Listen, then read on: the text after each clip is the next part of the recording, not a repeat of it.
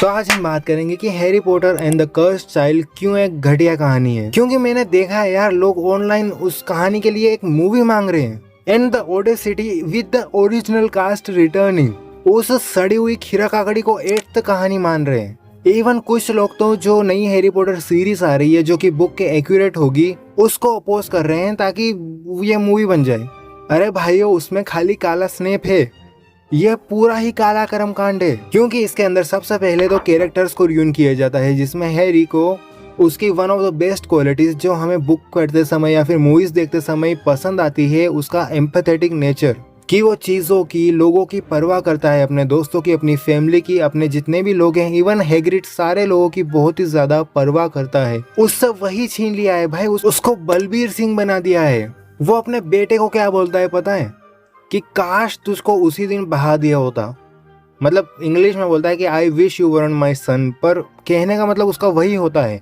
Harry Potter ऐसा बोलता है। तुमने जब 8 मूवीज देखी थी या फिर बुक्स पढ़ी हो तो कहीं भी तुमने हैरी के कैरेक्टर को ऐसा देखा है क्या? फिर उसके बाद हरमाइनी, रोन और हैरी तीनों को इनके बच्चे जो होते हैं वो टाइम टर्नर चुराने के लिए मिनिस्ट्री ऑफ मैजिक में से इनको आउटस्मार्ट कर देते हैं, मतलब इनको गधा बना देते हैं। भाई मूवीज का तो फिर भी ठीक है, वहां पर रोन को थोड़ा सा गधा दिखाया है, लेकिन बुक्स की बात करें तो घंटा ये तीनों गधे नहीं है भाई। हॉर्क्रक्स ढूंढे इन लोगों ने, हॉर्क्रक्स।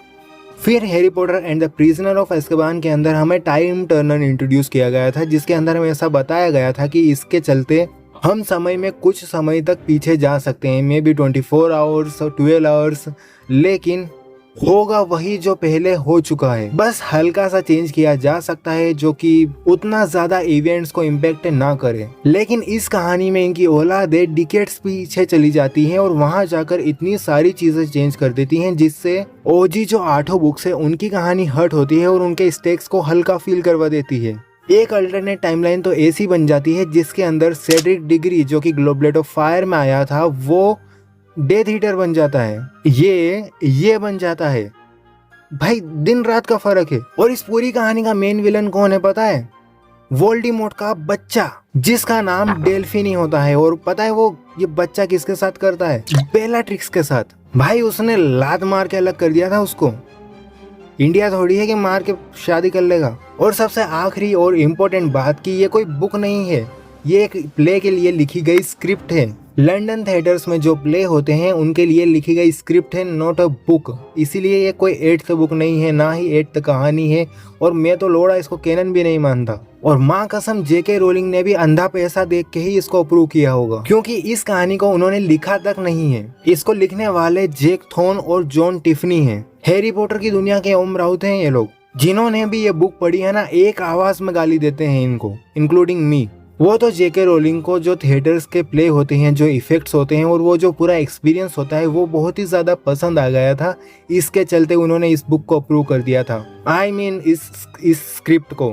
बट ये कहीं से कहीं तक कोई कैनन कहानी नहीं है। हैरी पॉटर की कहानी का अंत डेथली हेलोस बुक के एंड के साथ ही हो गया था, जहाँ पर हम आखिरी बार हॉगवर्ट्स की ट्रेन निकलते हुए देखते हैं। ठीक है, तो कहीं भी अगर तुमने अभी तक ये लिखा हो कि मुझे कर्स चाइल्ड पे मूवी चाहिए या फिर ये सीरीज क्यों बना रहे हो, कर्स चाइल्ड बनाओ, तो प्लीज सोचो अपने बारे में थोड़ा। मैं सीरीज के लिए बहुत ही ज्यादा एक्साइटेड हूँ, क्योंकि मुझे बुक के एक्यूरेट पूरी चीजें देखनी है। हाँ, स्नेप को काला कर दिया, वो मुझे भी खेद है उस बात का, लेकिन अब कुछ कर तो नहीं सकते ना यार उसका। तो मुझे चलेगा अनटिल एंड अनलेस ये लोग बुक से एकदम एक्यूरेटली ऑथेंटिक रहते हैं, क्योंकि मूवीज नहीं थी, नॉट इवन 1, पहले की 3 भी नहीं।